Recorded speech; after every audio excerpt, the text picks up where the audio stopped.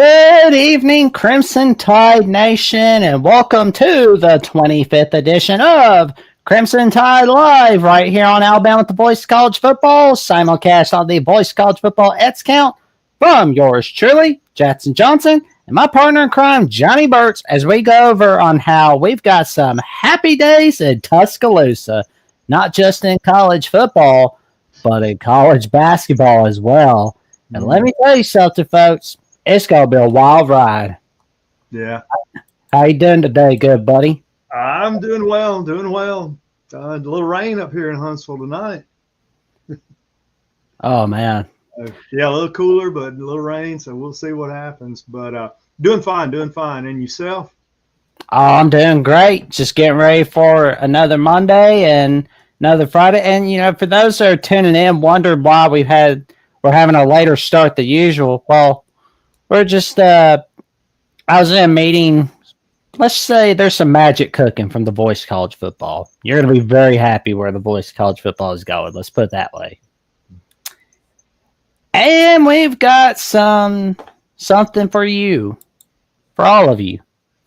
The YouTube membership tiers of Alabama with the Voice of College Football. And this is something you could use, especially for Valentine's Day. For $2.99 a month, you can become a Crimson Faithful member, where you can have a loyalty badge next to your name in the comments and in the live chat. And you get a custom emoji to use in the live chat and comments, and you get a member shout out. That's all by becoming a Crimson Faithful member. For $4.99 a month, you can become a Saban Disciple, where you can get an access to a monthly hangout from yours truly and Johnny Burtz, Jeffrey at All He Taught Sports, and Manny Wilson, our guy who does videos once a week for the channel. And you get priority reply to comments as well. And of course, for $9.99 a month, you can connect on social media with each of us. And you can give out content requests of any kind for Alabama with the Voice of College Football. And neither rain, nor sleet, nor snow, nor any bad weather of any kind will put a stop to us from fulfilling your request for Alabama at the Voice of College Football. Not even bad internet is going to stop us. That we can guarantee.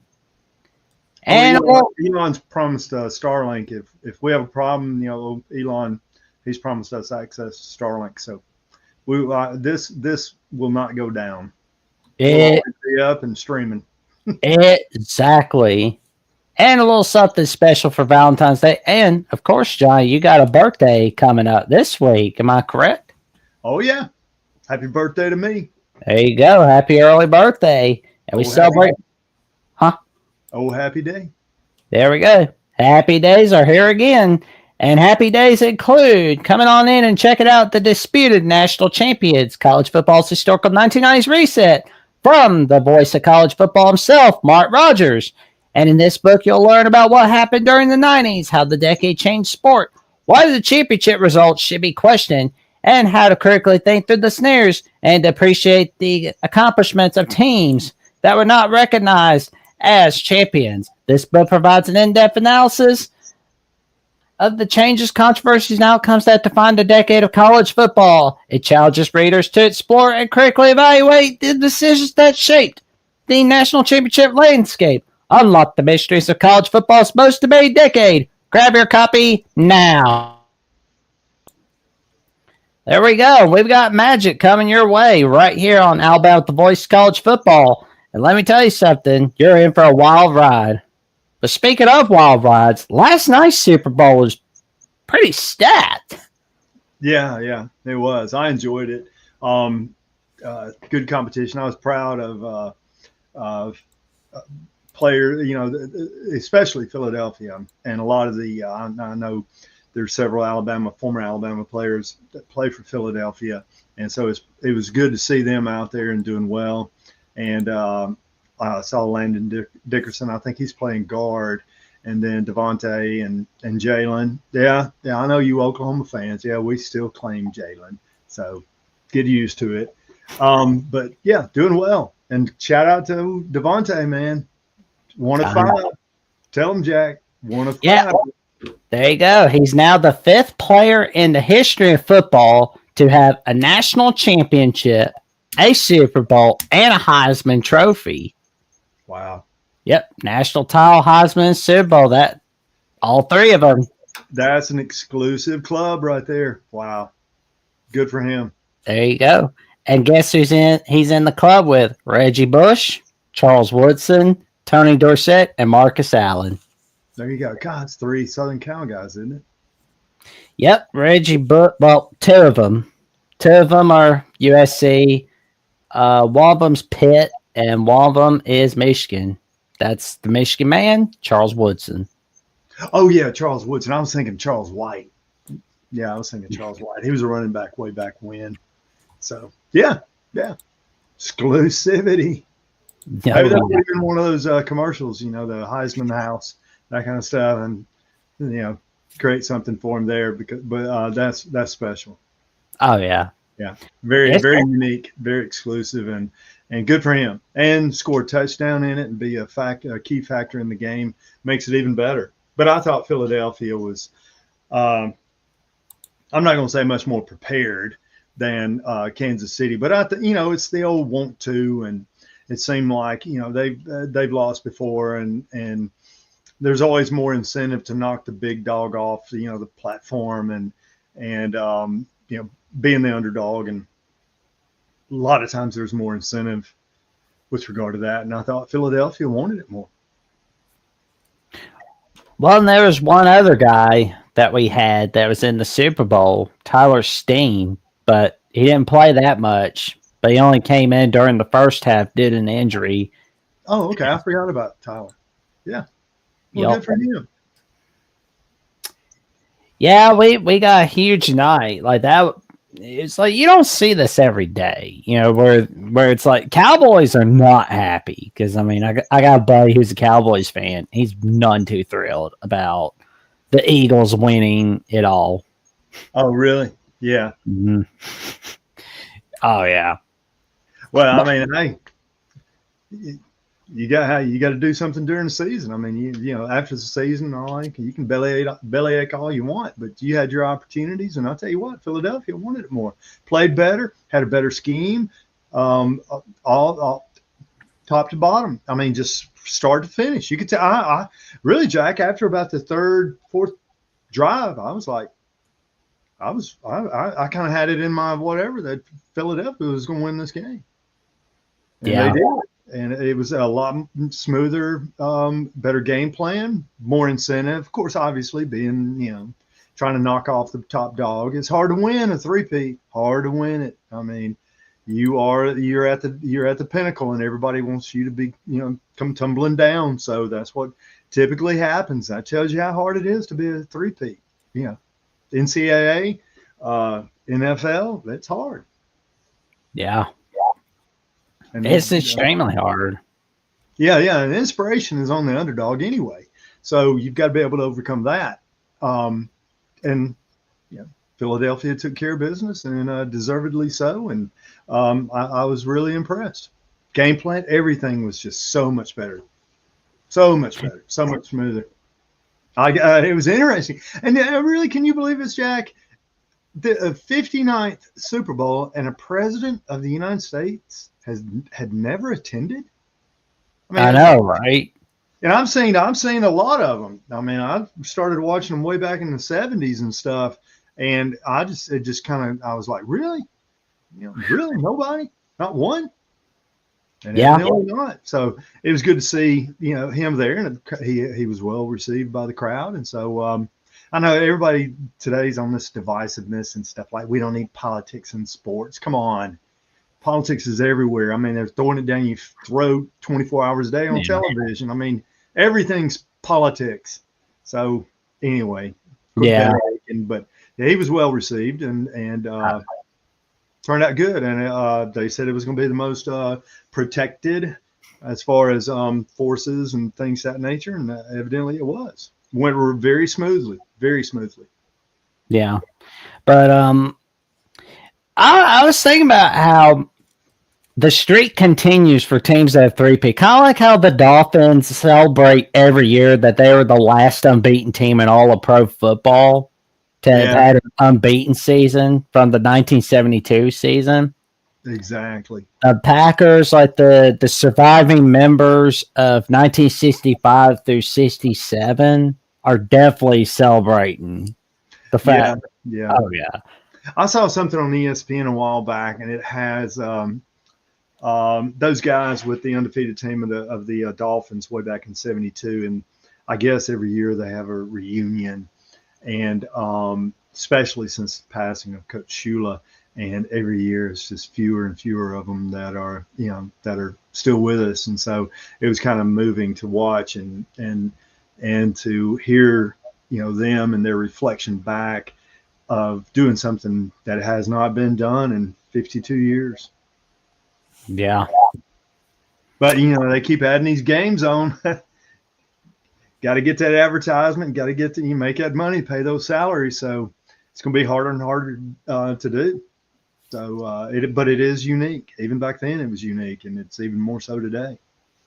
Agreed, and we'll definitely discuss our take on certain individuals talking about their takes on NFL streaming and how it could affect college football later in the show.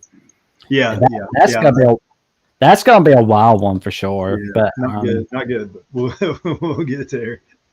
Oh yeah, but yeah, it's like through your lifetime, you used to see the Eagles as this team that could never win the big one, but now they've got two big ones in like from 2017 to now. Uh-huh. So that's pretty huge right there. And prior to 2017, that people talked about the championship drought, where like the last time they won an NFL title was in 1960, where they defeated the Packers in the second year of the Vince Lombardi era. Yeah, and how the Eagles have taken over the state of Pennsylvania. You used to have the Steelers, and now it's the Eagles. And I bet you Pittsburgh's like, got to get something going on over there. But yeah, Philadelphia is the talk of the town in Pennsylvania. I don't hear anything about those Steelers. Do you? I don't hear anything about the Steelers. But yeah, good. Yeah. Smart moves, executives. I mean, it's a top to bottom. When you're at that level, I mean, it's good decisions, finding the right players that fit in and merge and gel and buy into the program, that kind of stuff. And so, not easy. Then it's also the Kansas City rematch and that kind of stuff. And it was quite fun to watch. But after 2 or 3 drives, I kind of knew the end of this little scenario. Well, and something that I was really thinking about was Jalen Hurts. Mm-hmm. Whereas, like in the 2020 NFL draft, do you remember the talk of the town was about Jalen Hurts at that time? No. Well, like back in the 2020 draft, there were Eagles fans throwing a hissy fit at that time. They were saying, "Oh, that's a bad move. That's a bad move." Yeah, I know what you're talking about. I know what you're talking about now. Yeah. Yeah, like when they drafted him at that time, that told me one thing. They knew they screwed up by giving Carson Wentz that humongous contract extension. Because, like, Carson Wentz got hurt really easily. And, for those who don't remember the 2017 season for Super Bowl 52, where the Eagles won it all, Carson Wentz was amazing in the regular season. Then he got hurt against the Rams in the regular season, was out for the rest of the year, couldn't rule the playoffs. It was Nick Foles that took over. And Nick Foles, and in a way, he was kind of like the modern day Jim Plunkett. Jim Plunkett was meh in the regular season, but he took over in the postseason for the Raiders, got them 2 Super Bowls. Once when they were in their final years in the first era of Oakland, and their second one, well, his second one was with Los Angeles when they smacked the Redskins off the face of the earth. But, Jalen at that time, and again, where it was like he lost the job to Tua, stepped up when he needed to in the 2018 SEC title, realized that, I don't want to leave Alabama, but I may just have to have a pro career. Yeah. And he did all right at Oklahoma, and then boom, we see him winning at the Eagles. I mean, he's been fantastic. Like, can we? Are we ready to say he's that top 5 NFL quarterback? Well, I would have to say, yeah, right now. I mean, the position has changed. I mean, years and years ago, it was just drop back passer that was you didn't have to have any speed. I mean, look at Tom Brady; he had no speed, and so the evolution of the quarterback has changed over time. And now you want somebody. One, you got to have somebody with some size, because I mean, everybody there. I mean, in the NFL, I mean, they do the metrics and the measurements, and I mean, you won't even be. Nobody will even talk to you as a quarterback if you don't have the length right here on that throwing hand. And so they've all the metrics and that kind of scenario has changed over time.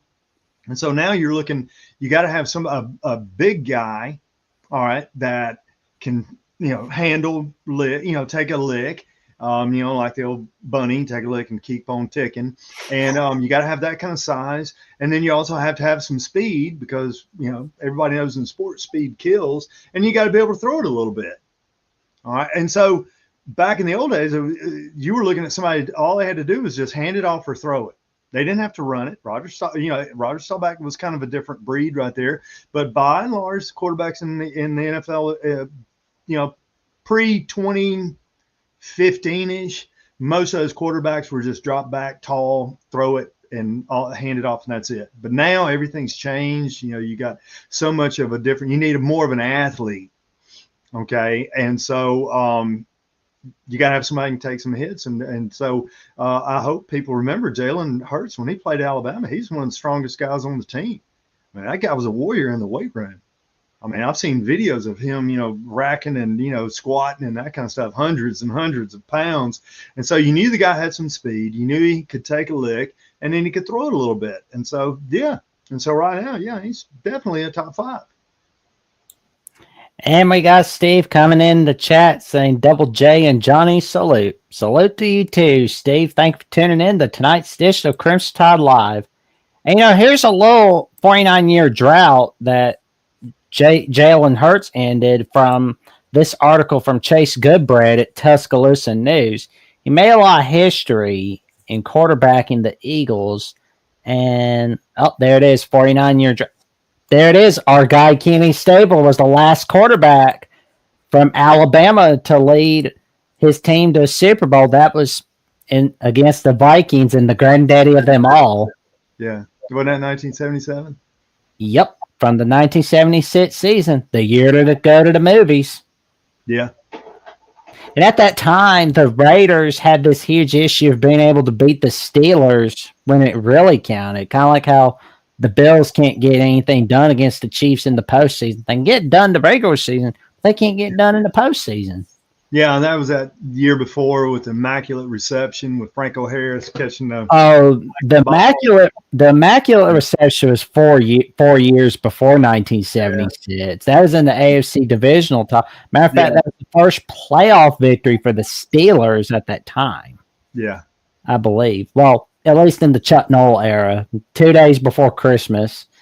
1973, the Raiders got revenge against the Steelers in the divisional playoffs, but they lost to the Dolphins in the AFC title game. Yeah, yeah. And they prevented the Dolphins by three-peating, where in 74 with the Sea of Hands, and then the guy with the tag on his suit was celebrating, and the dude with the bad teeth was like whistling, celebrating. Everybody in Oakland was celebrating. Yeah. Like Art Gowdy, the broadcaster, was getting excited from it. Yeah. But then a week later, the Raiders lose to the Steelers. And again, 1975, they lose to the Steelers. But 76, they're like, we're not doing that again. Oh, we're beating you in week 1. Then in the playoffs, finished? I don't. No. We're smacking off face the earth. Yeah. I remember I watched that, and it was great. And then talking about quarterbacks, look at old Stabler right there. Slippery, slimy Stabler. But I mean, I bet that guy couldn't run a 5.2 40. But hey, as long as you could spin it, man, that guy was notoriously, I think he'd been drafted as a professional baseball pitcher, but he could throw that football, and that's what they wanted back then. And so today you got, instead of the pure pocket passer, now you got to have somebody back there that can open it up, and that's the evolution of the game that as to where we are today, and that's Jalen Hurts. Now I know we're going to get some pushback because you get your Oklahoma people out there saying, "Oh no, it's Oklahoma boy, it's Oklahoma." Okay, we'll share him. Well, Chase Goodbread agrees on where he says, now on to the Oklahoma argument. He rejects the notion that a player should only be associated with one college. Agreed. Well, I can't. Today they're all portaled and that kind of stuff, and so no longer can you just free agency. No longer can you say, "Oh no, he was an Alabama guy." You're an Alabama guy. If to me, you're an Alabama guy if you spend the majority of your career at Alabama. And he spent 3 years in our program, and obviously the Tua scenario painted its picture. But you know what? Tua actually made Jalen a better quarterback, and I'm going to tell you why. Okay, because Tua was a thrower. Tua is somebody that's going to throw first, run second. All right, Jalen was the opposite. All right, Jalen would run first, throw second. All right, so when Tua came in and all of a sudden he's throwing the ball down the field, Jalen probably realized, I'm not going to get to play if I don't start throwing the ball more. I just can't just bail out. I don't see, I can't go just one read and then bail, which is what he was basically doing a lot at Alabama. He was, he was running the ball more than he was throwing it. But then Tua stepped in. I mean, that's why they made that change against Georgia. And, now Devontae Smith right there, wanted to do, Saban said, I thought Tua had, the better possibility, chance to win the game, throwing the ball. Jalen was just tucking it and running it. He hurt us against Auburn one time when he just kept bailing, running the ball, throw the thing. So Tua steps in, and then Jalen realizes, I got to be a better passer. I can't just bail it and try to bail the team out consistently with my legs, which is the same scenario that painted with Jalen Milroe this year. So that's just my 2 cents. But I think Tua did make, when Jalen left and went to Oklahoma, he had to reevaluate, quarterback position. And probably he found him a quarterback coach that would work with him on developing the, read skill, throw the ball first. That's your job as a quarterback is as a passer. If you don't want, I told all the quarterbacks I ever coached, if you don't want to throw the football every down, you don't need to play quarterback. You understand what I'm saying? If you're a quarterback and you don't want to throw that thing every single down of the game, you're in the wrong position. Agreed. So anyway, that's just my theory, but we'll see. Everybody's got their own.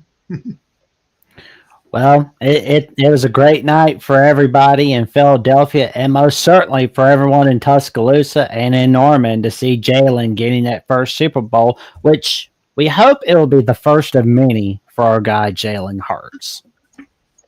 Yeah, and I haven't heard anything. Did they burn? Philadelphia is notorious for burning the city down. Did we have any crime and all that kind of after the game last night? They always have a bunch of morons. Climbing, whatever. They had that moronic dude, which he was like a humongous YouTuber, but he's not really anything now because he was looking for cupcakes, which I won't go into specifics, especially on this show, but it was not pretty. He was like a big time talker, but then when he got caught, he was like, "Please don't take me there. Please don't." And he's like, "Yeah, you got caught. You ain't slick." Do you remember Jack? I remember these guys on TV. There was a guy way back when, and he had this like fro, and it was like, was it a rainbow, whatever fro? And you'd see during the course of a game, the camera would always find him, and he'd be, that would be your quintessential early pre-modern day YouTuber, guy getting. I'm gonna look that guy up because it was a black guy, and he had some fro, and he was always every big game he was always there. He'd have a little sign or something. Somebody can help us out maybe, but I'll find that guy. He was funny. He was at every major event, baseball, football. And the camera always found him. Well, we got a little something coming up at the Voice of College Football, and it's going to be on next Monday at 5 p.m. Central Time. And it's going to be a wild one. Here's from our guy, Mark Rogers. Ohio State, Michigan, the greatest rivalry in sports deserves the greatest debate in sports. Monday, February 17th at 6 p.m. Eastern Time on the main channel. It's the Ohio State, Michigan All Everything Debate with me, taking your calls all night if it takes all night. I'm pulling no punches, so beware. Bring your best intel. It's the Ohio State, Michigan All Everything Debate. It will be epic. February 17th, 6 p.m. Eastern Time. Be there. And it's going to be a wild one. But you know what else is awesome? Our guy, Ryan Williams, is finally an adult. Nice. He can vote. Yeah, I guess. He can be drafted. Well, he still can't buy alcohol. He can't buy a cigarette, which... Or get him some dip, a little snuff, a little skull. Oh, yeah. I know. I got a funny story. We got crazy, whatever. I told you last week we had my little funny ending story, but I got another one on dipping. Oh, Lord. I actually have two. I actually have three. Well, that stuff ruin your mouth, man. It's like I know, like a people. You never did. No, I don't want to ruin those little teeth. Yeah, I used to dip. I dipped basically when I started coaching. I would dip, a little skull. I did Kodiak. Some of you old schoolers out there, I dipped a little Kodiak, and yeah, Kodiak was like, look, you put it on, a little lip right here, and it's like a little battery acid, man. That thing would eat your gums away and all that kind of stuff. And I had to tell you an interesting story about it. I had a tennis team. I was coaching tennis too. Had a tennis team, and they used to always just rail on me because I'd go talk to them and whatever, and they'd smell that Kodiak, that wintergreen flavor. So they made a bet with me, and they said, hey, it was Coleman High School. And they said, hey, the girl said, hey, if we win the state championship, will you quit dipping? Because they didn't like me coming up to the fence during, odd games changeover and talking to them. And I said, yeah. I said, you win state. And guess what? They did. And I haven't taken that was 1998. And I have not had a dip since. I'm just like. I got some stories about that old dipping. Yeah. I old enough to buy him a cigarette. Oh man, it's like that started. They raised that in the 80s. It started in the 80s where they started raising the age and of when you could drink and when you could do this and when all this other kind of stuff. Well, and he's 18. He can vote. Yeah, he can serve his country, but he can't smoke a cigarette. Nope. I don't think he needs to because it'll ruin his running abilities. That's always amazing. Yeah, you can serve in the military, give your life to your country, but you can't have a cigarette. You can't take a dip, chew a little tobacco. Like that's the perfect face, right? Like no. And that's how old school I am. And some of these guys will remember it. Were guys at Copenhagen. It was real powdery. Okay. Yeah. And I had these guys. I got another story about it. And I never liked the powdered stuff, tobacco. It's nicotine. That's what it is. Nicotine, one of the most addictive drugs on earth, nicotine. And so that's why you're dipping nicotine. It's tobacco. And but man, I had some guys, they could roll that powder into like a little round marble. And me, it always just, all over and that kind of stuff. So anyway, at least with, I did the old long cut skull, and you could at least keep it in one spot. But that powder seemed like it just drained all over your lip. Oh, man. Oh, I got a fifth story about it. God, it's just popping in my head. But anyway, we digress. Well, as of February 9th, 2025, Brian Williams is officially 18 years old. And let me tell you something. He's going to be making more magic for years and years to come. And here's some fun facts. Do not go anywhere out but Alabama. Stay there. Your family, everybody will love you for the rest of your life. They will take care of you. Don't drop and run off to whatever. Stay in Alabama. No worries. He will. He's happy in Tuscaloosa. No worries. And Courtney Larimore from the Alabama student newspaper, the Crimson White, has some 18 facts about Ryan Williams. Of course, he was born in 07. He's from Mobile. He went to Saraland High School in Saraland, Alabama.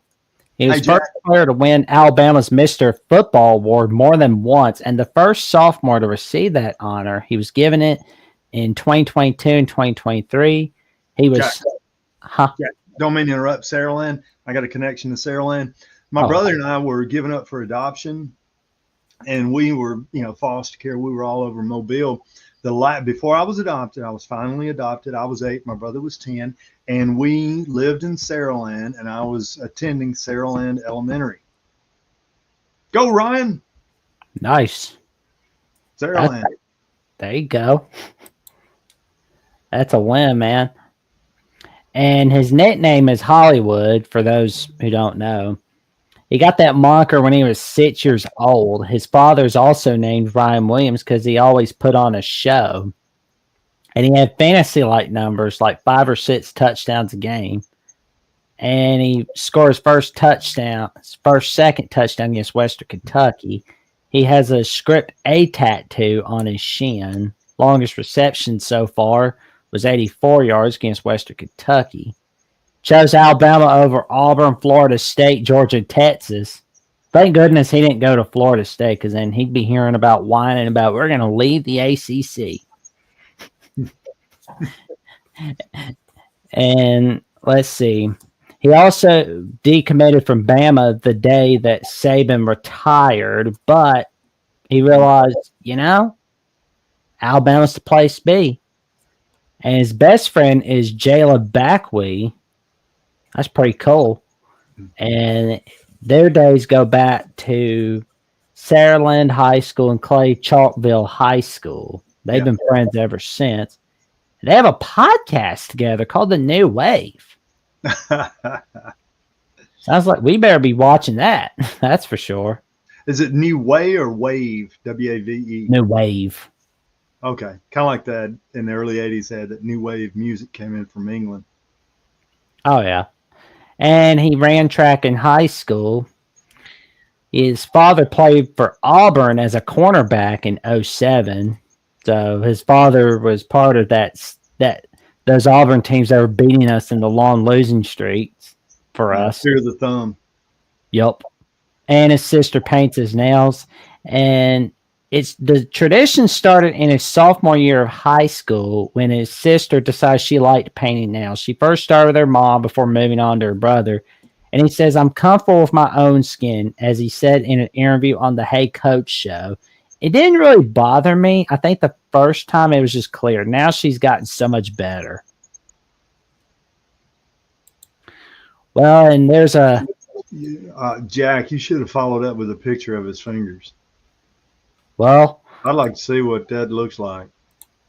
Well, I'm glad you're talking about this because Pete Nakos has an article about a new NIL deal where it's going to be with the new nail polish brand called Sally Hansen. I honestly have no idea what Sally Hansen is, and I am not going to pretend to. So there's a little something of what Ryan Williams' nails look like.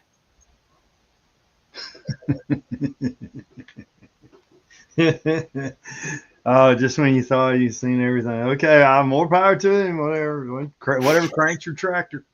Yeah, but anyway, so he signed an endorsement deal, and of course, it goes on about how he paints his nails before every game. It's like it works for him. The wide receiver showed off multiple colors, including orange against Tennessee and green one week to match his suit. Now I'm all ready to enjoy my birthday and the big game, he said on Instagram while showing off his freshly painted black nails. Now he has an NIL deal with the beauty company Sally Hansen. I have no idea who she is once again. He's not the first college athlete to sign with the brand. Duke star Jared McCain, who is also known for painting his nails, inked an agreement with Sally Hansen last year. Williams, nicknamed Hollywood, had a breakout freshman season, which he's going to top that with a breakout sophomore season. Was ranked 11th in the SEC in receiving yards and averaged 66.5 yards per game. Good for 10th in the league. And he finished with 48 catches for 865 yards, 8 touchdowns. His performance against Georgia caught the nation's attention as he spun up in the air to grab a pass before spinning again, running past 2 Georgia defenders for a 75-yard touchdown. And his growing according to On3, his growing NIL valuation, he currently holds $2.3 million, and he has nearly 900,000 social media follows. And it's 14th in college football, 19th according to On3. He only sits behind Jeremiah Smith at wide receiver. Williams reclassified to the 2024 class during his recruitment, didn't turn 18 years old till Sunday. Well, he's got 6 more days because of his birth week. We celebrate birth weeks around here. And he has added multiple endorsement deals in recent months. He inked an agreement with the football equipment company NXTRND, and he also signed with EA Sports College Football 25 and Fortnite, and he held a Rising Tide youth football camp last spring. So he's moving up in the world. Is he going to grow his fingernails long, like those little long things? I hope not. Nah. Well, I mean, on the bright side, he could. Well, I mean, the board put an end to that. Like, you can paint them, but you ain't growing them on, how they have those. Well, look at it this way. If he's got long nails, that means he can claw on the CBs. So, I mean, it's like, there you go. Like, claw. Instead of catching the ball, you just puncture a hole in it, and then you just run around carrying it like a. I'm just kidding. Nah, no. So am I. But you want to paint them, more power to you. But yeah, it's like I'm looking forward to seeing what this young man brings out in Tuscaloosa, and I can't wait to see, when, he's going to be draft eligible for the 2027 draft. So that's going to be fun to watch. All right, so he does a smart thing and stays in Tuscaloosa. Oh, he will. I don't think we have to worry about him leaving Alabama. Like he's happy in Tuscaloosa. But there is no worries there. No worries. No worries whatsoever. It depends on if they can find somebody on the other side of that ball that can take just spread the defense out and not just focus on him. You got to have more than one. Nah, he wants that natty. He wants that natty, and he's going to get it in Tuscaloosa before he leaves. There you go. There you go. He's going to get it. He's not going to go to Michigan. He's not going to Ohio State. He's not going to Florida State because, like, Florida State whines too much about the ACC. But not even thinking about the Florida State-Miami rivalry. They're just going to sit and whine about, we're sick of the ACC, which, I mean, not saying you shouldn't be, but can't think about football when you're on the field, Seminoles.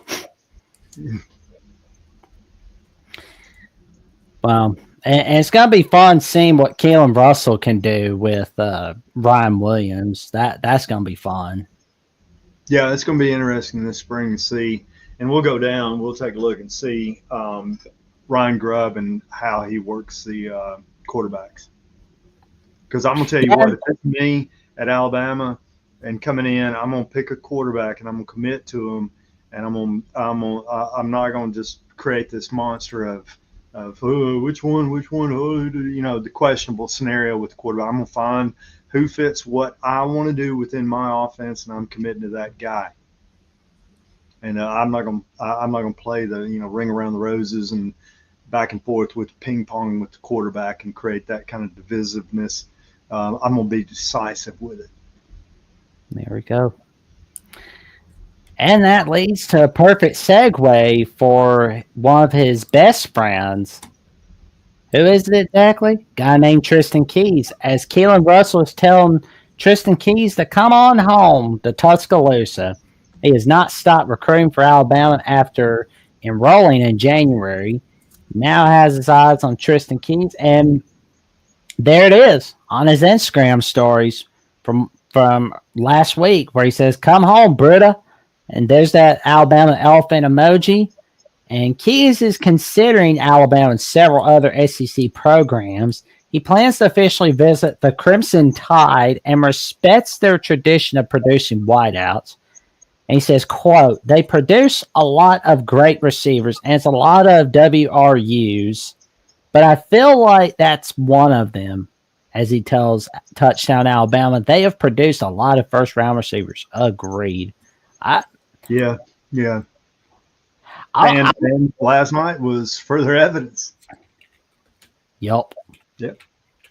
Devontae. Yeah, it's going to be fun. They need to bring him back on campus, give him a little more love and a little more respect and a little more, just something that continues to connect and promote him through the university. I'd have him back on campus as soon as before school year ended. Let those guys in that locker room see that Super Bowl ring, Heisman Trophy. Well, I'll say this though. The other schools that he's got in his list are Tennessee, LSU, Texas A&M, Miami, and Auburn. I'll tell you this: he's not going to be able to win if he's playing for Brian Kelly. They'll make a man out of him, but they're not going to give him a natty. Not at this point in time. No, Brian Kelly will be bragging about winning the. Oh, they'll brag about winning the Texas Bowl, but they're not going to get him a playoff appearance. That's just not going to happen. Yeah. And well, he likes what Auburn's offering him. He likes what. Well, let's just make it between Alabama and Auburn. That way, it's not LSU or Texas A&M. Where'd you say he's from? Mississippi. Yeah, I think Alabama have a greater pull with regard to that. Ole Miss, not in the mix. No, they can't win for squat. What part of Mississippi he's from? Remind me, Jack. Hattiesburg. Hattiesburg. That's Southern Miss country down there. Yep.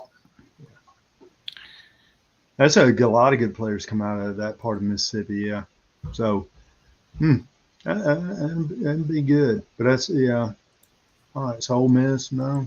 I'd lean, if I were him, I'd lean Alabama. There you go. Just don't go to LSU. Yeah. Nothing's going to happen for you down there. No, it'll never happen there.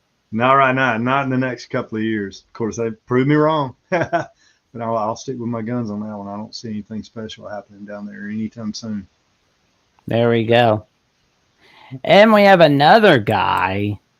And there's a lot of relation. Tyrone Prothro, 6'7", 4-star tight end, says Alabama loves him. They say they need a guy like me. And he is Caden Prothro. And he's considering Alabama among the top programs as recruitment moves forward. He has Alabama in the top 5 along with Auburn, Georgia, Florida, and Texas. And this is going to be interesting. I want to see a guy like Caden Prothro come on in the Tuscaloosa. Yeah, but he's not related to Tyrone Prothro, is he? Yes. He is? Well, that's got to be a definite for Alabama. Yeah, I mean, that would be a win there. Yeah. One of these days, they're going to have to give Tyrone Prothro a shot at that head coaching job. That guy was money. He was bank. Yeah. Is Tyrone still down there? I think he is, isn't he? Isn't he working for any assistant down there? Well, anyway, okay, good, yeah. Well, we're gonna see if. Wait. Hold on. I'm thinking basketball. Tyrone was the one that broke his ankle against Florida. There we go. Yeah. Oh, okay. I'm thinking of the. Oh, my bad. Oh, I was there at that game when it happened. Yeah. When he broke that ankle or whatever. Oh gosh, I forgot about Tyrone Prothro. Yeah, that was Urban Meyer's first year at Florida. Oh, I was at the game, and everybody just took a breath, like, oh wow. And then you remember that catch he made against Southern Miss? Southern Miss in week 2 on ESPN2 that year. And then for him to go down like that was, I mean, it was awful. And here's a true story, Jack. One of my former quarterbacks wound up being quarterback at Duke. And then he's a brilliant guy, and he wound up being, today he's an orthopedic surgeon. He's in Kentucky, and he was on the sideline, and he was one of the guys. He was like an intern there, and he was on the sideline of that game. And I talked to him, and he told me, he said, "Coach, that guy will never play again."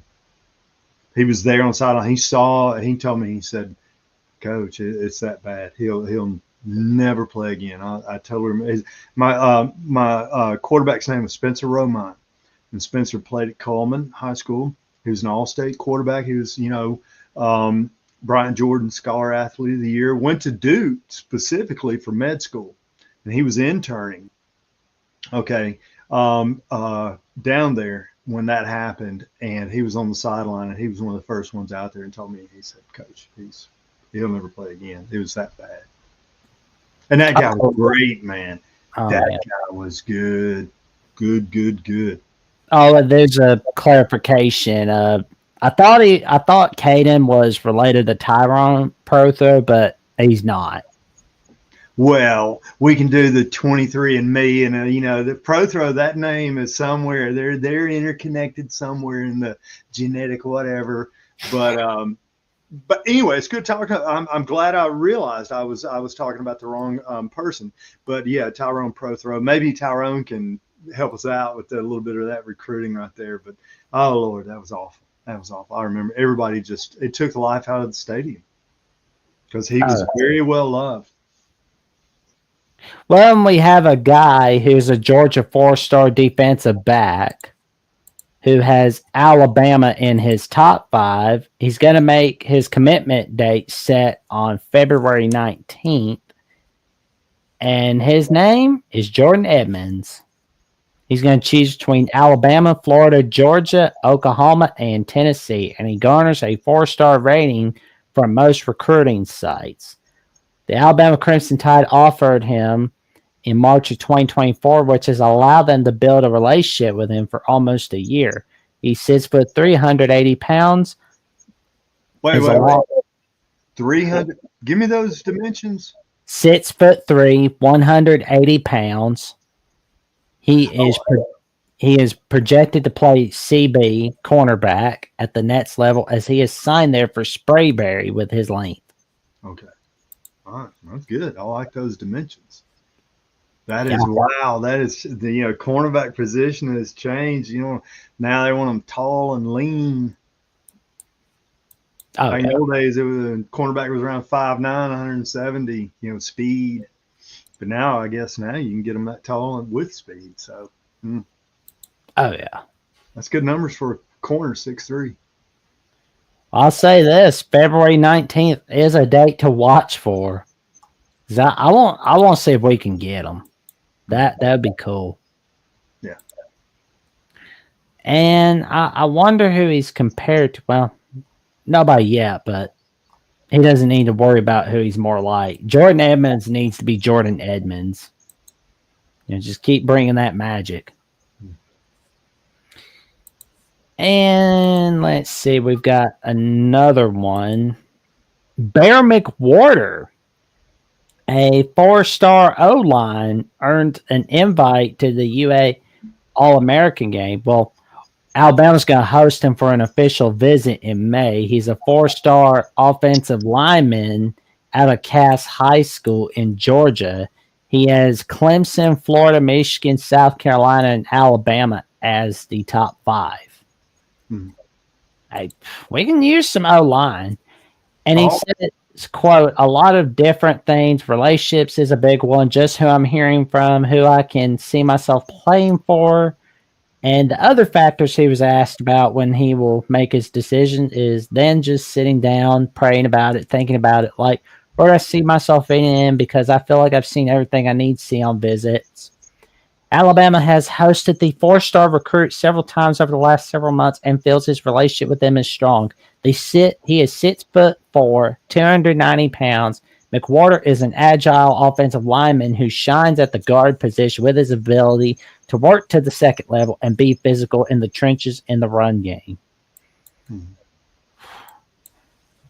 I'll tell you this, it'll be fun watching him. Like, I think I like those. I like his numbers because me. I'm gonna downsize some of these offensive linemen. We've talked many times, Jack, and people that follow us know. These guys, 350, whatever. You gotta be a little clean it up and get down a little bit and be a little quicker. And so when I would say any 285, 300, maybe 310. Depends on position. But you got to, just because you're 6'7", 380 or 350, no. I'm looking for somebody a little quicker. Well, let's watch some highlights of him, shall we? There's the young man. There he is. He's old 76. Boom. Hey, open that out a little wider, Jack. Hit that little, spread it out. Bear. Yep. Oh, he's making some huge blots right there. He's number 76. Yep, there he is. Boom. He's just ooh. Good couple of quick shots. Oh, he's pushing him. He's pushing him. Oh man. He's scary. Boom. Got up in there at linebacker. Good. Yeah, it's quick feet.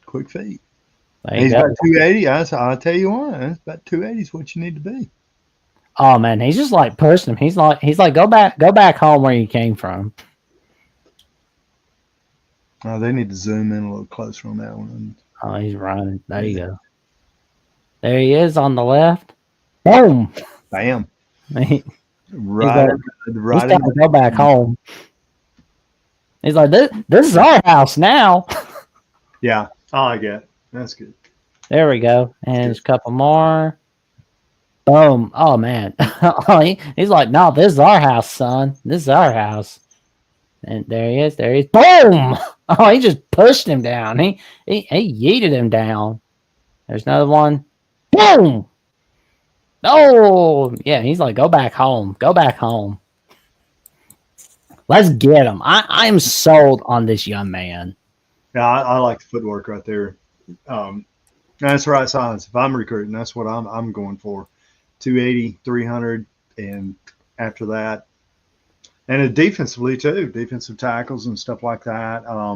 Only exception would be Mount Cody at nose, somebody to drive at center crazy. I'd put a little flesh right there. He was 365 and just a pile. If I'm gonna go for size, I'm gonna go at that nose. But nowadays, you don't have a nose anymore. It's all the 3-3, blah blah blah, that kind of crap. Or the 4-4. But back in the old days, you need somebody to affect that center, and Mount Cody was the one that would, he'd get there under that center, and the center's got to concentrate a little bit. You know what I'm saying? And when that big guy's coming right at you, make you think a little bit. So, agree. And finally, for recruiting updates, we got a guy from Vigor High School, and he is in the 2027 recruiting class. He is Jabarius Garver. I want to make sure I get his name right. And he feels pretty good about his commitment to Alabama.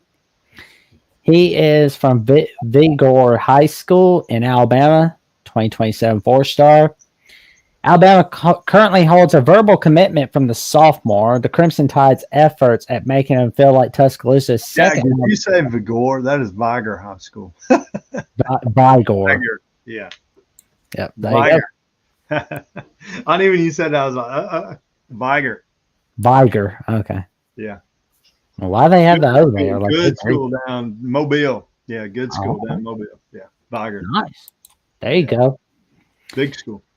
There we go. All the coaches and family at Alabama are family, as he said when asked about his commitment. He says it's a great place to be. It's just like being at home. That's what I want. The home feeling. That's the reason. There we go. And he remains confident in his ability, in Kalen DeBoer's ability to keep Alabama football operating at the standard it has for the last decade. I feel like he stepped up as a coach. They're getting back to the old Alabama because he saw changes they've been making. He feels like he's going to fit Nick Saban's spot very well. And he's got an invite to the 2027 Under Armour All-America game. There we go. Let's watch this young man. Let's see what he does. Boom. Oh, he's quick. Let's watch again. Boom. He's fast. Edge guys are big in defense, so being explosive, that's probably the main key on defense. Quote, I just work with my train every day and get better. There we go. We got some sophomore highlights, but we don't care about the key cat. Get out of there. So we don't care. We like key cats, but we're just not too crazy about other key cats. Here we go. Let's see this young man. Here we go. Let's see where he brings it. Oh, there he is right there. And boom! He knocks him down. Him down. There's another highlight. Here we go. Yeah, go. Stay home. This is our house now. There he is again. Make it. Boom. That's my house. That's what he's telling them. There we go. There he is. Boy, they put him everywhere. There we go. Boom. There we go. He's making humongous plays. Oh, there he is. He's going to put some pressure on QB. Oh, he yanks him down. He yanks him down. Yeah, good closing speed on that. Let's see, where is he here? Top of the screen. There we go. There we go. Go back home. Go back home. Fumble. There we go. Go back home. There he is on defense. Yet again. Boom! Yanks him down. Yanks him down. Well, Johnny, how are you feeling about this young man? Got good. Got a good first step. Let me see right here. Yeah. There he is. Boom! Yeah. Good. Got his hands out in front. Used his hands. All right. There he is up top. All right. Boom! Oh. Good with his hands. Knock it down. This is like Chris Burn, Tom Jackson. What do you do? They got him. Good closing. Oh. Yeah, they're moving him multiple positions, giving him. There you go. Boom. There we go. Knock him down. Oh, there's the wait for it. That's boom. He got him. Yeah. That's a good footage right there. There we go. Boom, knock him down. I cannot wait to see what some of these young men bring out for 2026, 2027. Like, that's got to be awesome right there. Yeah. And especially those that are local. I mean, you really want to keep them around. Can't stress that enough. I hope. Now, obviously, Coach Saban, he went all over the country, searching for the best and everything. But the core of your team's got to be local. I mean, if you're looking on a roster, I'm gonna predict in the future. If you're looking on a roster and the vast majority of your rosters, not state, not local. I mean, around this area, that's not going to be because there's going to be no loyalty with regard to that. All you're doing now is just hoping you have enough money to keep them close. But if you focus on being at home, in state, and chances of them leaving or probably a little bit more remote, because if they leave, then the family's got to leave. And so now it becomes, of course, now they're making all this money, so family may be able to leave. But I think the core of your team needs to still be local, meaning in-state. Or that Mississippi line, that Florida line, Georgia line, Tennessee line, all of that needs to be somewhere near, the university. Oh, yeah. If everybody's from Michigan, Washington, Oregon, I mean, they don't have any roots. They don't have any real true connections. So it becomes problematic. Oh, yeah. Now, Saban was able to, overcome that. He was able to recruit all over the country because everybody knew the quality of coach he was, and they knew playing for him was going to increase your value, make you more marketable, and he was going to coach you up. And he wasn't going to just stroke your little ego and that kind. He was going to coach you up and make you the best. And so he was able to draw outsiders in. But I don't know. I mean, those type coaches are few and far between, and they're a dying breed. Yeah. But there's always something that brings them back. Yeah. But we got some homecoming for 2025.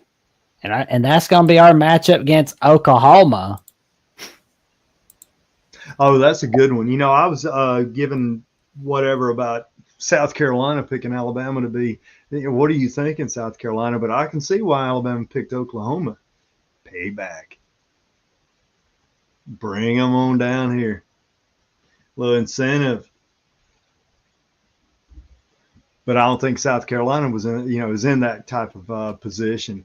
And what we need to do here now toward the spring is we need to look and see and identify which SEC teams have been chosen the most as a homecoming opponent. You know what I'm saying? You see where I'm going with that, Jack? So we know Alabama's won. They're South Carolina's. We know Oklahoma. We need to let's get us. I'll work on that. Let's get us a chart and we'll see. And yeah, because that would be interesting. That'll tell you a lot right there going into the next season. Yeah, and it's going to be fun watching it, though. It's and I wonder. I hope the Eagles have a bye week for that week, because like the 2025 NFL schedule is not going to get announced until early May after the NFL draft. Mm-hmm. But if the Eagles have a bye week on that week, guess what that means? We can see Jalen Hurts attending that game, possibly. Devontae and Landon Dickerson, Tyler Steen, all of those guys come down and be recognized. I mean, that's what you want to do. You want to recognize the players. Oh, I hear the missus up there. Uh-oh. I hope I don't get you in trouble. No. I just know there's going to be some – she's going to be asking about some chores. Hey, but tell me what you thought about old Bill Maher. Let's finish up with him. I will definitely get to him after we talk a little bit about the Alabama-Oklahoma game and Alabama being number 1 and number 2 in a poll. But Alabama having Oklahoma as the homecoming game, that's going to be huge right there. Because it's going to be it'd be a good attraction, everything. It's good incentive for the kids because you want to win homecoming. I mean, you got all the festivities and you got all the parents. You're going to have all alumni and stuff like that. So yeah, it's very important. That's and it's not that you don't. I would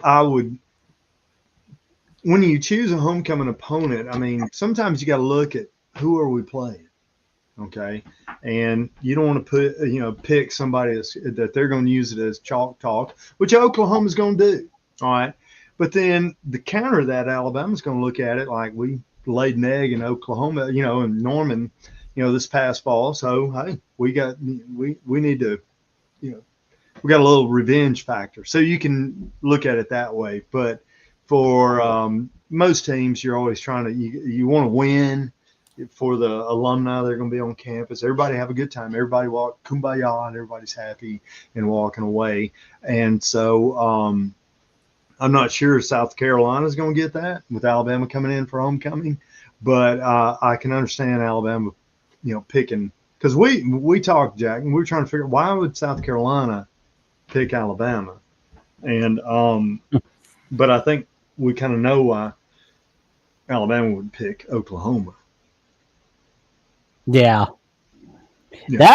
Because that's going to be great for college football, like seeing the top revenge game. This is going to be one of the top revenge games in all college football. Only question is, will we see it on Saturday night, or is it going to be like 2:30? Yeah. Well, you know me, I always like those 2:30s. I mean, it's like if we see a Saturday night, it'll be yet again Chris Fowler, Kirk Herbstreit, and the dog calling the game. Yeah. I mean, it's like we need some good luck from Kirk Herbstreit's puppy dog. That's for sure. Yeah, well, we'll be lucky. We need to look at the schedule and see if Ohio State's playing somebody, because at ESPN, wherever Ohio State's playing, they're going. That's going to be the game of the week. Well, the Buckeyes are not going to be playing a good game on November 15th. At least I don't think. Well, UCLA, UCLA's a dung heap. I don't think game day is going to Ohio State, UCLA. I mean, they're going to Ohio State, Texas for week 1, but that's it, really. Well, they got 3-4 times a year, so we'll see. Yeah, it's going to be a good one, seeing this matchup. And I'm wondering what Oklahoma's going to bring for 2025. Like, making Ben Arbuckle the Nets offensive coordinator, that was the right step in the direction for the Sooners, honestly. I think that helps.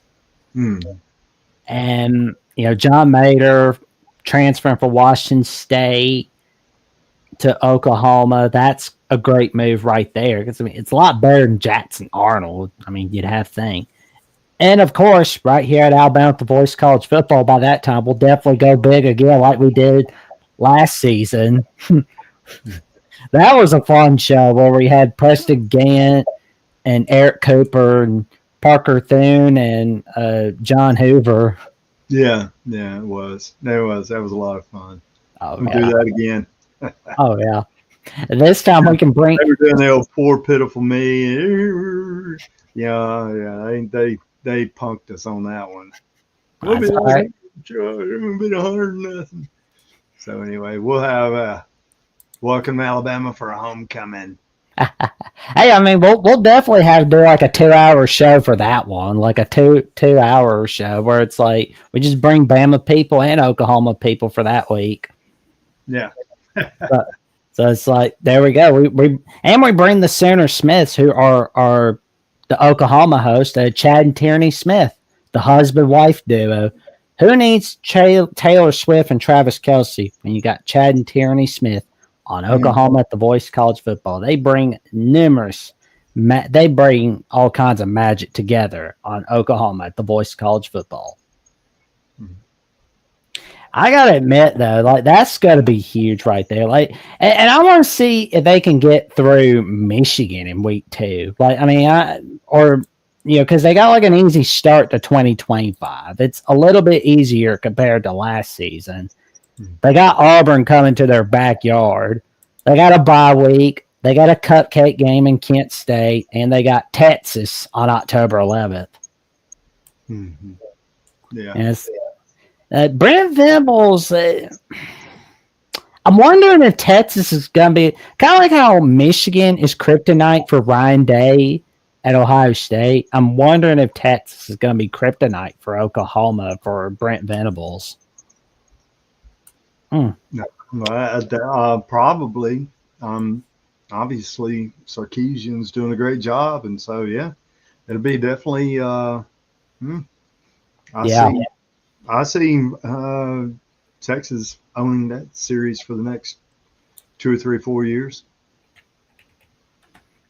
Yeah, no doubt. No doubt. There's always doubt, but I feel comfortable making that prediction right now. You got to give me more to change my mind. Oklahoma. Yeah, because I mean, that first half of the season is easier, but that second half is tougher. I just hope they beat LSU on rivalry week. Yeah. Where's that And at? Baton Rouge or Norman? I forgot. this year, this upcoming season will be in Norman. There we go. And we'll wrap the show with 10 more topics because, and this one you're not really expecting from Alabama with the Voice College football, but Friday night I was watching a little bit of Real Time with Bill Maher, and he was talking about streaming for NFL, and he talked about how kids of all ages hate this crap. Streaming is ruining football, and that's Taylor Swift's job. Enjoy the Super Bowl this weekend while you can because it's probably one of the last ones to be shown on broadcast TV, which is a shame because streaming is ruining football. That's Taylor Swift's job. What's so bad about streaming football, you ask? Well, for one, I used to be able to switch between two games in just a second, just 1 second by hitting previous on the remote. But on YouTube TV, I have to go back to the homepage, go to sports, go to NFL, then scroll across to find the second game you want to check on and wait for the circling thing to calm down. I'll tell you, it's easier. Well, I'm not going to go there. No commercials. It's set unlike old TV where I may have to DVR the game to watch later after it's over, and I could zip through the commercials. Streaming purposely makes it so you can't do that. They don't let you see what you're fast forwarding through, so there's no way to tell where the commercials end and the action resumes. The start of the third quarter, it's harder to find than the G spot. And good luck finding a game after it aired. It's gone like I'm not going near that either. Well, isn't it great that things are better than the old days when we had to sit through commercials and watch shows right when they're aired? Yeah, so much better. And unless you think this a boomer complaint, no, I checked Reddit. Kids of all ages hate this crap. Yeah, and then here, Jack, stream it. You got to pay, a fee, that kind of stuff, and then you're locked in for. I mean, they'll do whatever free for 2, 3, whatever, and then pay, and you got to lock in for a certain number of months, and then at least in the old days, Jack, you watch the game and commercial. All right, so you knew you had 90 seconds to go do what you had to do. All right, go to the bathroom, or you go get your little chips and dip, or go get something out of the microwave, and then you would be right back, and the game would be on. And so now the streaming platforms, I mean, you don't even know if you're live. You can go from one platform or one channel, and it'll be maybe 30 seconds in front of you. And so, but back in the old days, the game was on one spot, and it was predictable. The commercial was going to last for 90 seconds or whatever number of seconds, and you could go run, do what you wanted to do, come back and pick up with the game, and you could pause the game. Okay, and then when you got back, you could fast forward. Some of these now don't even allow you to pause the game. And then you got to buy all the subscriptions and that kind of stuff. I've done, that YouTube does a multi-video or multi-channel, whatever. And then you're wanting to, watch different, and nothing. There's no continuity. One channel you can, and the game will be at this point. You can go to. What I'm trying to say is I'm not explaining myself very well, but they sell the rights to these games to multiple streaming places. And so you pause it, and then you go and you're in one bedroom with one TV, and then you've got it paused, then you go in there and you click, and then now you're at a different point in the game. There's no continuity. And so I understand what he's saying. I mean, it's ruining everything. I mean, it's just, if it ain't broke, don't fix it. But now everybody wants to. That's what he was saying, where it's like the tech CEOs are saying, if it isn't broke, screw with it. Which screw it up. We didn't obviously screw, but the parents know what I mean, but I'm not going to be the reason why their kid Yeah, learns the F but I ball. mean, it's just, I mean, it's awful. There's so many streaming, whatever, and you get no like the old days. You just watch a game commercial, you go run, do your thing, and you come back and you let it go. True. And then, so when it all started, when they started allowing you to pause, and then you could go do whatever and come back and click play and da la la la la and all that kind of stuff. They've kind of eliminated that. Right. And then now it's just you're at their, you used to have flexibility and you could make a decision. Now they've taken that away and they're deciding, how you watch the game. Well, I was thinking about what he was saying because it's like for those who don't know who Bill Maher is, he's been on numerous shows. Like he's been doing Real Time since 2003 on HBO. He was doing the show Politically Incorrect from 1993 to 2001, where it first started Comedy Central. Then it went on ABC, and he's been doing the Club Random podcast since 2022. But part of me thinks he's right, but part of me kind of disagrees with him because it's like I think we can make streaming work. We just need to make it less expensive. Stop making it cost so high. Just bring the cost down by a lot. Like bring. And then you gotta get all these companies to agree to the format. How are we presenting this? Because you can't go to one company and you can pause a commercial and come back and reset, and then you go to another company and you can't pause the commercial. You have to watch the commercial. You can't. Some companies allow you to skip the commercial. You see what I'm? So everyone is different, and so there's no uniformity with regard to it, and it's made watching the game just much more complicated and frustrating.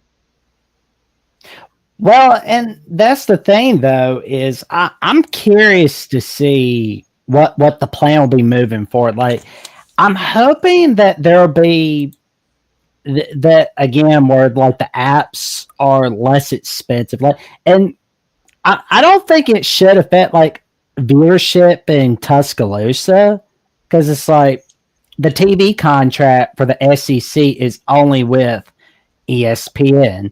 And what is ESPN owned by? They're owned by Disney, and they do business with Disney Plus, and they do business with Hulu. No problem there. But when Alabama's on a road game to say, well, I mean, like this year, that's not going to be a problem because, like, yeah, we're on the road to Florida State, but the ACC has a TV contract with ESPN, which they're again owned by Disney. And they're doing a little deal with Disney Plus and Hulu. But you look at, say, the future home and home of Alabama, Ohio State. What's the play in there? Like, do you have to go on Paramount Plus? Do you have to go on the Peacock app? Do you have to go on Tubi, which I believe that's the Fox local channel app? But still, though, a lot of people they're not going to do it. Like me, I'm all right with going on this app, that app, whatever. Where they're just trying to generate revenue to support, because so many people now are in the podcast and the streaming scenario, and so they're trying to generate revenue to maintain those.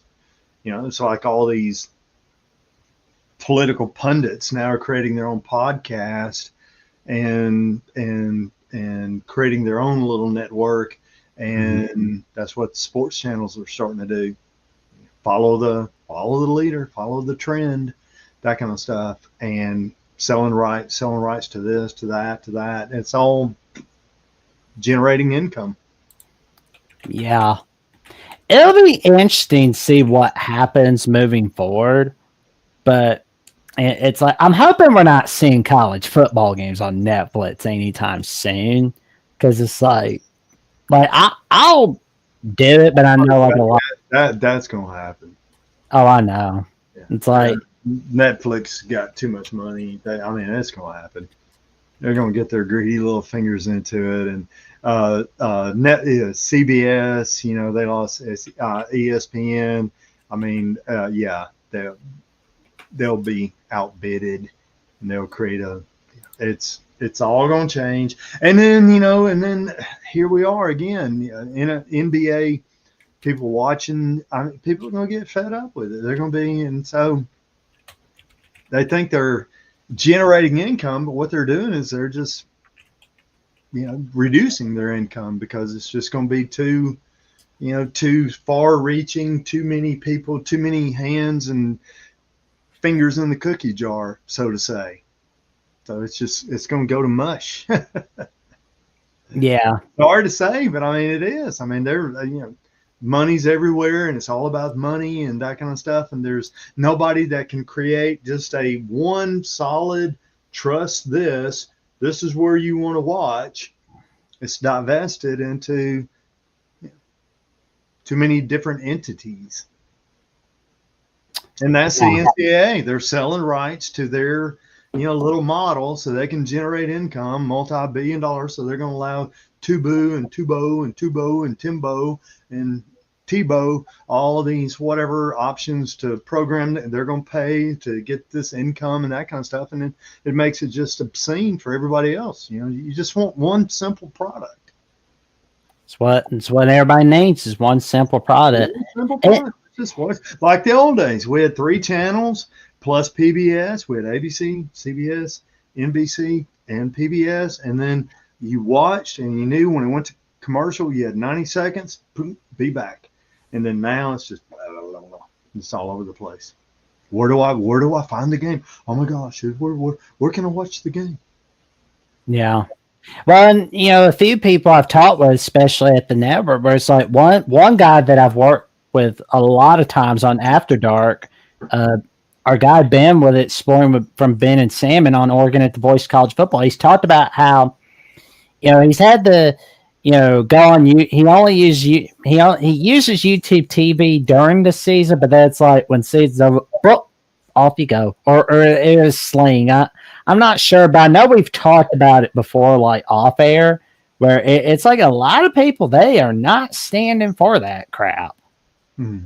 But like me, I'll use the Peacock app for college football, and they found a way to lure me in. They got Gunsmoke on there. That's a good way right there, but that's no time for another day. But still, though, it's like just make the tiers less expensive, and you got yourself plenty of customers right there. Yeah.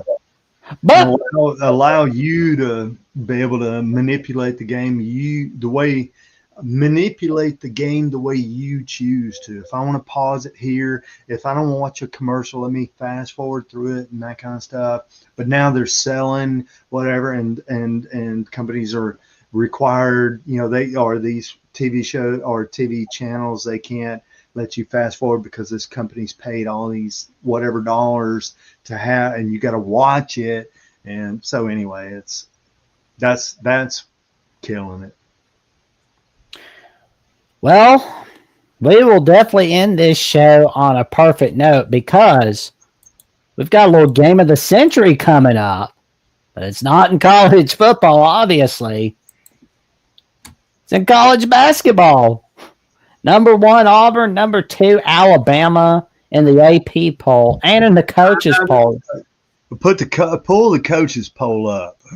I don't want to watch that AP poll. I want to see Alabama on top. There you go. All right, so look at who would have thought all those SEC teams would be where they are? I mean, are you kidding me? Look at that. Alabama, Auburn, Florida, Tennessee. I got Duke. Hey, old Dukies. Anyway, you can see interesting. The basketball gods wanted Alabama Auburn to be the number 1, number 2 matchup. You predicted it. No, Coach Vital is going to be there probably. I know they got game day there and that kind of stuff. And you said it's a 2:30 tip off. 3 p.m. on ESPN. But I'm gonna go ahead and look at the time. And you need the audience needs to know what which channels are streaming it. Tubu and Tebow. I'm playing, Jack. I'm playing. I know. I don't want to listen to it. Oh, it'll be on ESPN. ESPN, obviously. Yeah. They should put it on ABC as well. I mean, like you gotta have something better than the village idiot husband pulling Fruit Loops out of his belly button. Yeah. It's like, Anyway, I don't. I know it's in Tuscaloosa. oh yeah. It'll be a doozy. First time ever. Second time that we're number one in school history, I think.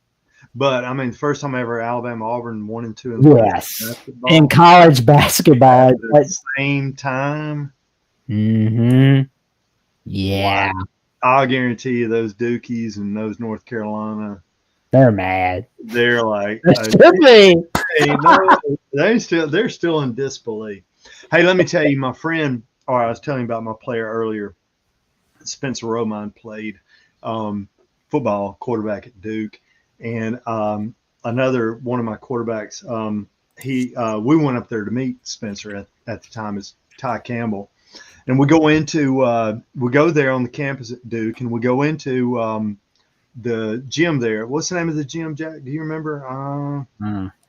Oh, it's beautiful. It's a small basketball gymnasium there that Duke plays in. And I told Ty, my friend, I said, and he's like 6'3", 6'4", he's a tall guy. And I told him we were in there by ourselves, and I said, hey, you're here, run up there, jump and grab that rim and at least touch it. If you want to hang on to it and do whatever, that kind of stuff, at least you'll have that memory the rest of your life that you grabbed that rim in that Coliseum there at Duke. And he did, and it was great. Oh yeah. It's anyway, I should know the name of it. I remember going in there. It's beautiful. It's wood. It's just a beautiful place. Small, Duke. But anyway, it's you got basketball. Now, if you looked you would see Duke at number one. That'd be no problem. You're like, yeah, that makes sense. But then you look at Alabama and Auburn, and then behind them is Duke. And I guarantee the purists of basketball, gods or whatever, are like scratching their head. How on earth did this happen? That's the funny part. And how on earth did this happen? Alabama, Auburn, I thought that was football. well, and as of right now, as this show is airing, Clemson is smacking North Carolina off the face of the earth. They are whipping their backsides off. Just getting out that. Yeah, they're smacking them by 20-something points. Jack, look it up at Arena. I know the football is Wallace Wade Stadium. Look up. That's driving me crazy. I think it's Coleman Coliseum. No, that's Tuscaloosa. Duke, the basketball. Oh, that's driving me crazy. Oh. Well, it's Cameron Indoor Stadium. There you go. You said Coleman, Cameron. Oh, I thought we were talking about Alabama from No, dude, Cameron. Yeah, beautiful, small, and beautiful. I told Ty, I said, you go up there and jump up there. I couldn't grab it. I touched the net. Oh, yeah. You grab that rim and you'll have a memory for life. Every time you watch Duke and Cameron Indoor, you'll remember I grabbed that rim. Oh man. I just hope we don't let that game go to our heads when we're playing Texas Tuesday night. Because we gotta focus on Texas first. Yeah, exactly. Because they're a bubble team. They are not messing around. They want to make sure they get a big win before. Yeah. Yeah, they want to get things done. And Auburn got smacked by Florida Saturday. That was sloppy the way they played. Yeah, Florida. It comes down to want to. And you always know, and basketball season is so dang long, and Jack, you and I've talked about it, but it is so long, and so the emotions. How many times can you jack yourself up and blah blah blah and that kind of stuff? And there's only so many times a season you can do that, and so the way you're always going to lay an egg. I mean, there's no doubt you're going to lay some eggs. Look, nobody's undefeated, and you're going to lose games you shouldn't lose. It's the nature of the beast that they've created. So, yeah, I watched Florida. You know, they were shooting ball from three. Was it Watson? Player's name? Anyway, he was hot. He carried them through the first half, and then somebody else gets hot second half, and pulls it out. That kind of laying eggs. It's just long. Sports is emotion, and then some days you're going to be, and then some days you're like, you're just trying to find the drive, and so it is what it is, and so you're going to have to lay an egg, and Auburn big time. So who knows who's going to show up? I hope Alabama doesn't lay an egg this weekend, Friday. Don't they play 14th? Alabama Auburn, they play 14th or 15th? 15th. Yeah, Valentine's Day is on Friday. Day after is on the 15th. Okay. On Saturday. So, hopefully Alabama won't lay an egg. You got to have that energy. But, I mean, just night after night after night after night. I mean, it's hard. And some people can be a robot about it. And other people, there's a point where you're drained and you're just – that's the way it is. Yeah, because, I mean, we got to make sure that we don't lay an egg against Texas. And we need to make sure Auburn doesn't lay an egg against Vandy. But luckily, I'm thinking that Florida loss may rejuvenate Auburn a little bit. But, I mean, if you're going to screw up, now's the time to do it in February instead of just screwing up in March Madness. Because, it was funny, though. We lost in the quarterfinals of the SEC tournament last year. And then we were just, boom, make it to our first ever Final Four in school history. So that was huge. Now we're number 2 in the nation in the AP poll, number 1 in the nation for the coaches poll. And the basketball gods wanted this. They wanted to see Alabama-Auburn as the number 1, number 2 match. Think about what this means for the state of Alabama. This is huge. We're something other than a football state. Mm-hmm. We're a football basketball state now.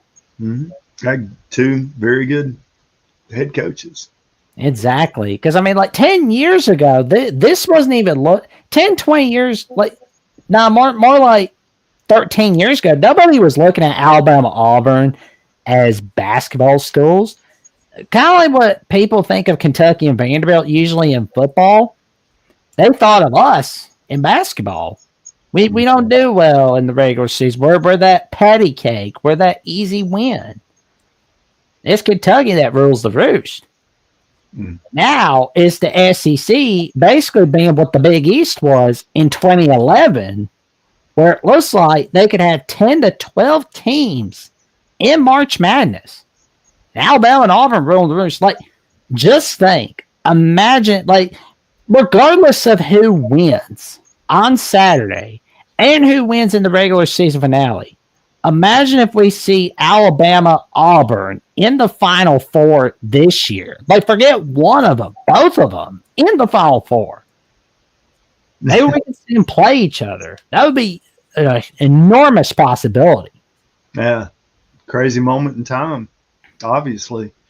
But it's what it is. I mean, they've that tells you one thing. One, the commitment of the university, and then, 2, the talent of the head coaches. Both of them very, very good coaches. I mean, right now they are the elite of SEC and probably the country. Elite. I mean, Bruce Pearl's done it over and over, and then now Nate Oates has done it over and over. So I'll say this, though. We're going to keep Nate Oates happy. He's not going to leave Alabama for anybody. He's happy right where he's at. At least we're going to make him happy. Yeah, that's going to happen. I'm on that ship. Yeah, I'm floating with that boat. There we go. All right, Jack, you ready for finish up with funny stories? Absolutely, man. Remember we was talking about tobacco? Yep.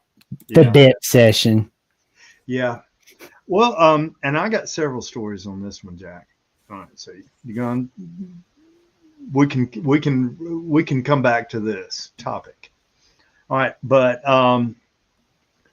I told you when you're in college, you run into all different kinds of characters, especially guys, especially football with all the testosterone and all this other kind of stuff, and everybody's a warrior, yeah, and that kind of stuff. So anyway, wound up in college, had a couple of guys, and they were different parts of the country. One guy was from, you talk about randomness of fate. One guy was from the north, and another guy was down south, Florida, that kind of stuff. And then you typically your first year, they assign you a roommate. So these two guys wind up being roommates. All right, one from up north, one from down south. They're roommates.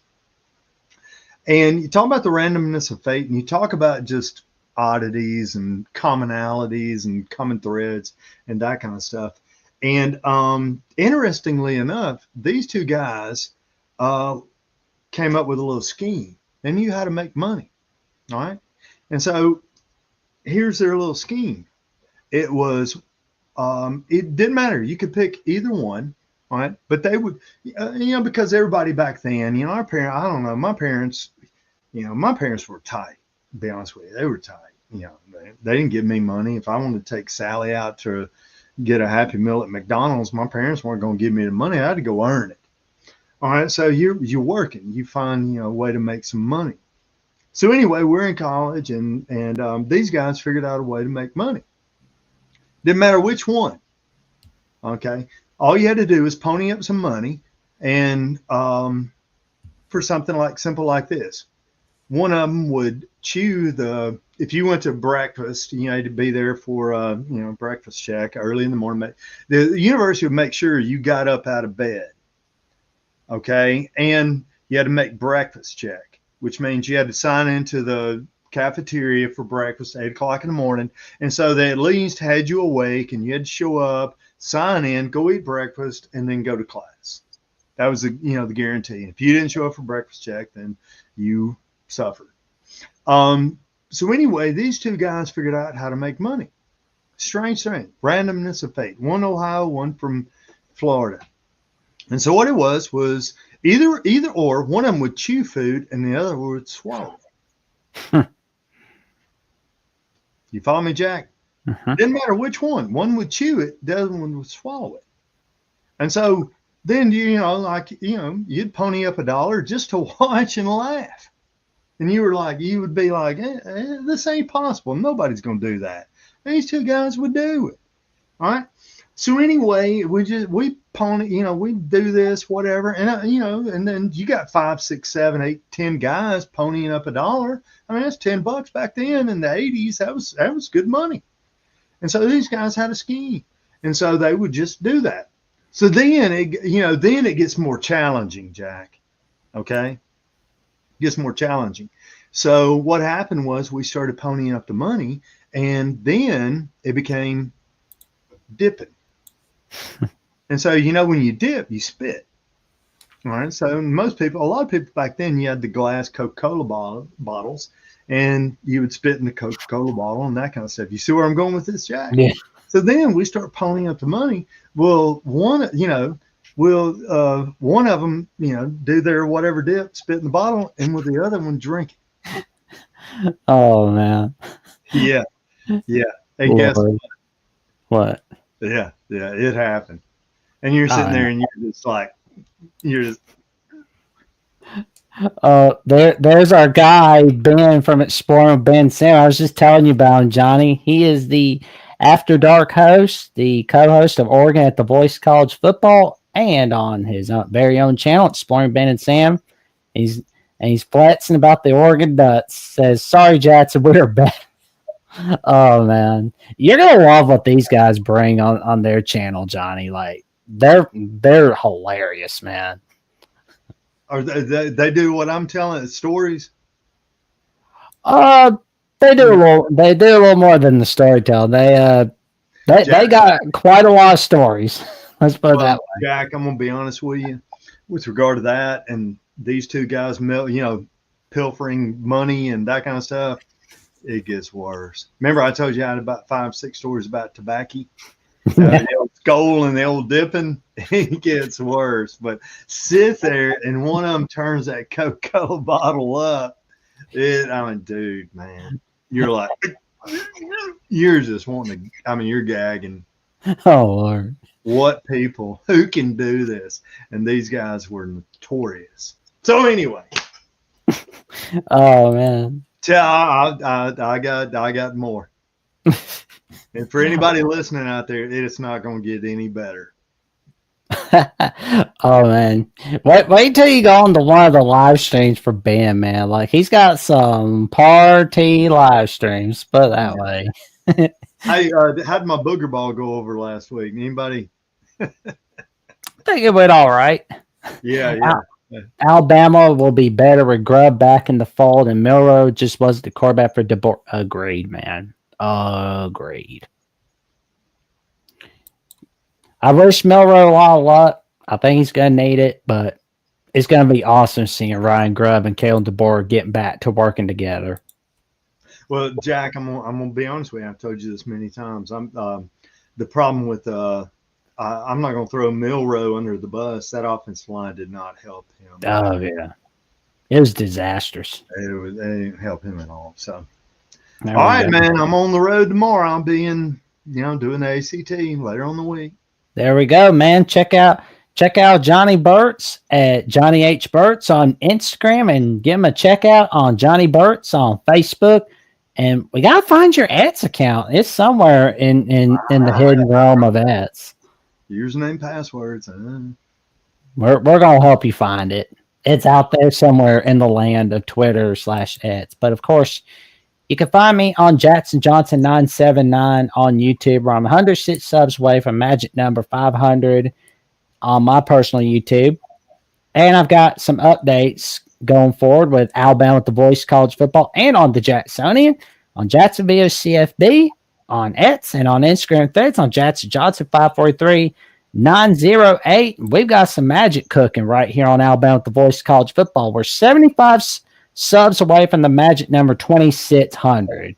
We're really hoping to beat Texas at the Voice College Football to 3,000, but we may not beat them to 3,000 subs, but we can most certainly beat them to 4,000 subs. They may have been the last playoff team in the SEC, but they're not the SEC team for the Voice College Football. We'll show them that.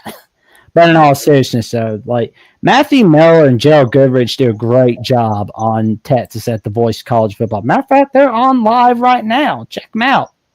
And if you want top-notch debate, discussion, and analysis in all of college football, come on into the Voice of College Football Instagram account, where you can get some top-notch interviews on Senior Bowl and updates on Brian Hartland and much, much more. And of course, if you love top-notch discussion, debate, analysis with no off-season and all college football, come on in on @/Twitter and let's give the Voice College Football a follow. And you got our guy, Jordan Bowman from Clemson at the Voice College Football. Tierney, the star of Oklahoma at the Voice of College Football, telling everybody to tune in to Sooners Live. Our guy Garrison and Ryan Stanos doing the Primetime Live show. Frank Fear tuning in on Mountaineer Locker Room. And let me tell you something. Oh, there's us on Alabama with the Voice of College Football. I can tell you, we got fun shows coming your way.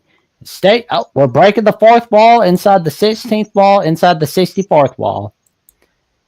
And with that being said, like, comment, subscribe, click on the notification bell so you never miss no video from Alabama with the Voice of College Football, and we will see you soon. Stay safe, stay warm. It's cold out. Well, in the state of Alabama, you never know which weather you're going to get. With that, we wish you all a good night.